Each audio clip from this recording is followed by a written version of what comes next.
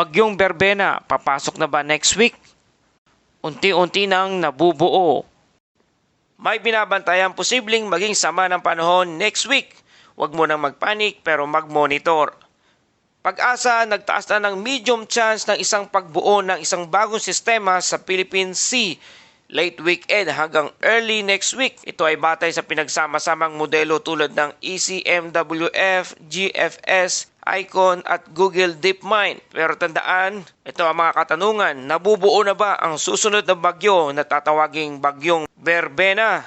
Alamin natin ang ibang detalye. Magandang araw Pilipinas, ito ang Pilipinas Weather ngayon. Narito na ating update sa panahon ngayong araw ng Huwebes, November 20, 2025. Kung bago ka lang sa ating channel, please like, share, and subscribe para lagi kang updated sa panahon. Salamat sa iyong suporta. Mga kababayan, ayon sa modelo, iba't ibang international agency na nagbabantay sa mga bagyo. Ang European Center Medium Range Weather Forecast o ECMWF, ang sabi ay mahina pero malinaw na sinyales ng isang broad na low pressure area sa east of Mindanao ang posibleng magmula ang bagyo.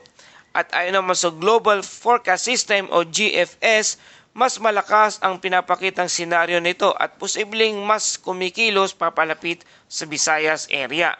At ayon naman sa DeepMind, may cluster signal sa east of Mindanao at posibleng mag-isang seeding ng isang low pressure area. At sa ensemble naman, this coming November 23 to November 24, nakikita ang groupings ng pressure drops, ibig sabihin, posibleng mayroong formation ng mga kaulapan na pagmumulan ng isang bagyo. Pero tandaan, nagpapakita pa lang ito ng interest at hindi pa ito tuluyang isang tinatawag nating certainty. So makikita natin sa image ng satellite, wala pang isang low pressure area o LPA sa satellite na namumuo na nakikita. Pero wala pa rin opisyal na deklarasyon mula sa Pag-asa, Japan Meteorological Agency o JMA o JTWC, Joint Typhoon Weather Center. Ang nakikita sa ngayon ay malawak na Intertropical Convergence Zone o ITCZ, convection na southeast of Guam. Ang modelong ito ay projection pa lamang between 5 to 6 days advance, kaya mas mataas pa ang uncertainty. Mga kababayan, kung posibleng mabuo man ito, ang posibleng epekto nito kung mag-develop man ang low pressure area na ito this coming next week, ang earliest impact nito between Monday to Tuesday, November 24 to November 25. Ang pinakamaapektuhang lugar ay sa bandang Eastern Luzon, Eastern Visayas, Caraga at Northeastern Mindanao. Ito ang mga lugar na pagod na sa ulan mula pa sa bagyong Uwan at Tino.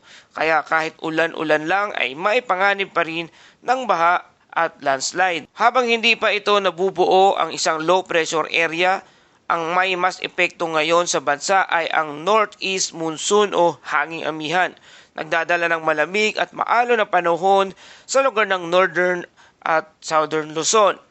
Ang shoreline naman sa northern Luzon ay pinagmumula ng scattered rain at thunderstorm, habang sa eastern Vietnam ay patuloy na malakas na hangin at patuloy na pagbaha sa kasalukuyan. Malamig at mahamog mula sa Taiwan, Batanes hanggang Ilocos. Ito pa ang tunay na weather driver sa ngayon, hindi ang potential na low pressure area na ating binabanggit. So ang tanong, may bagyo ba? Ang sagot ay hindi pa, pero we are watching kung mayroong mabubuong bagyo. Kung sakaling mabuo man ang isang panibagong bagyo o low pressure area, ito ay tatawagin na nating Bagyong Berbena. Pero hindi pa natin masasabi kung aabot pa doon, sapagkat sa bawat panahon, bawat araw, nagbabago ang takbo ng mga kaulapan. So ano ang dapat natin gawin? Mag-monitor lamang po. Huwag munang magpanik.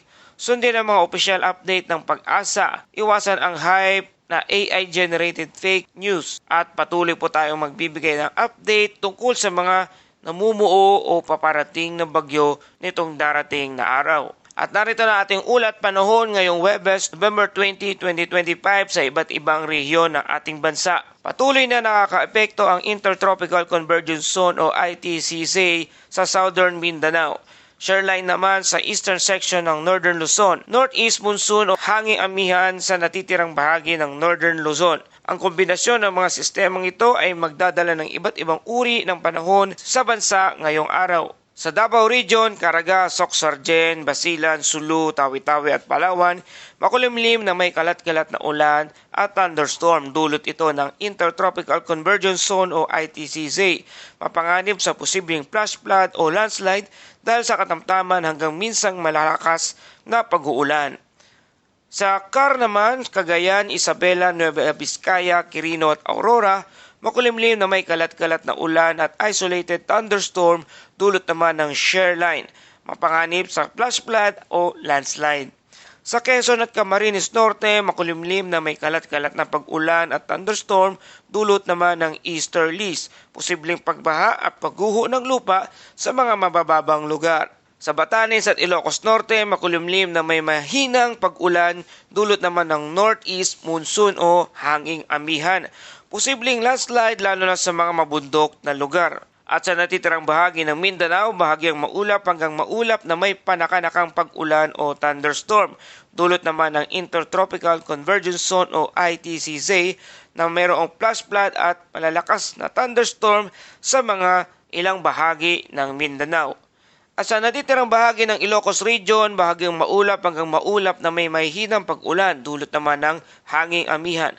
Walang malaking epekto sa outdoor activities para sa ating mga kababayan. At sa Metro Manila at sa nalalabing bahagi ng bansa, bahagyang maulap hanggang maulap na may isolated rain shower o thunderstorm, dulot naman ng easterlies. Mapanganib sa biglang pagbaha at sa malalakas na pagbuhos ng ulan sa bandang hapon o gabi. At para sa ating forecast wind and coastal waters sa Northern Luzon, ang hangin ay katamtaman hanggang malakas sa northeast at ang alon ay moderate to rough seas na may alon na 2.1 hanggang 4 meters ang taas. Delikado pa rin sa mga maliliit na bangka na maglayag sa karagatan.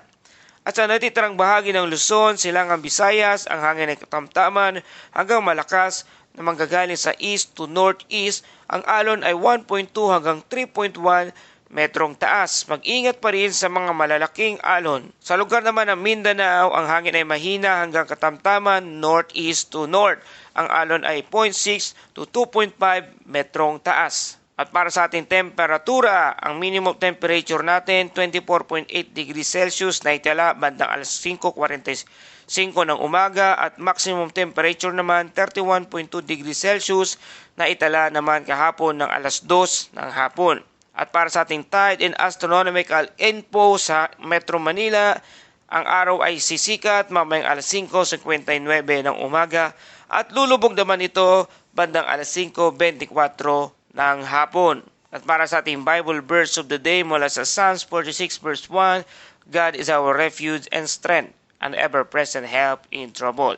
Paalala, sa gitna ng kaguluhan, unos, problema o pagkalito, hindi kailanman malayo ang Diyos. Siya ang ating takbuhan, lakas at katiyakan. At para sa kabuang ulat ng ating panahon, patuloy namin na monitor ang northern at eastern section ng bansa dahil sa umiiral na northeast monsoon o hanging amihan na nagdadala ng malamig na hangin, maulap na kalangitan at paminsan-minsang pag-ulan. Sa Eastern Visayas, Bicol Region at Cagayan Valley ay may makakaranas ng mahinang hanggang katamtamang ulan dahil sa pinagsamang epekto ng amihan at moisture mula sa dagat. Walang namataang bagyo na direktang nagbabanta sa ating bansa ayon sa huling monitor ng iba't ibang ahensya modelo sa mga weather forecast system. Sea Travel Advisory, maging maingat dahil sa banayad hanggang katamtamang pag-alon lalo na sa eastern seaboard dahil sa amihan. At sa Metro Manila, maalinsangan sa umaga may chance of light rain sa pagsapit naman ng hapon o gabi. Maraming salamat sa patuloy na pagtutok at pagtiwala dito sa ating Pilipinas weather ngayon. Naway manatili tayong handa, mahinahon at laging mag-ingat sa anumang pagbabago ng panahon.